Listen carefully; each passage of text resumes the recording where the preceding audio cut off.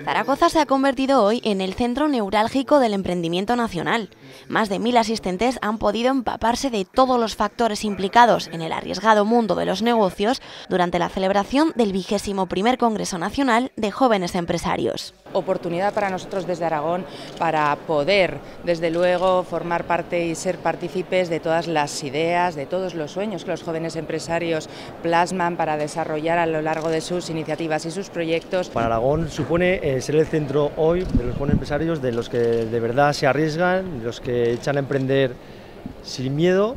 Esta nueva edición se ha querido centrar en los valores de la creatividad y la innovación tan presentes hoy día en cualquier proyecto empresarial. Va a ser un congreso en el que vamos a abordar temas como la comunicación, la tecnología, la transformación digital, todo lo que nos interesa a los jóvenes empresarios de España. Pero lo más importante de todo era animar a los jóvenes a aventurarse en el emprendimiento.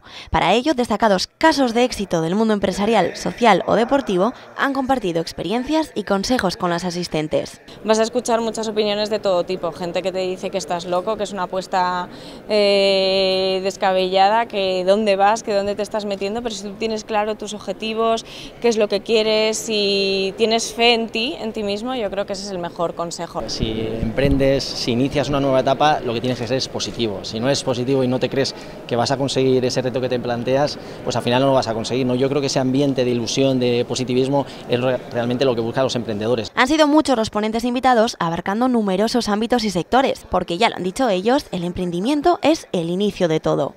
Hoy, quizás a más de uno, se le haya encendido la bombilla del futuro.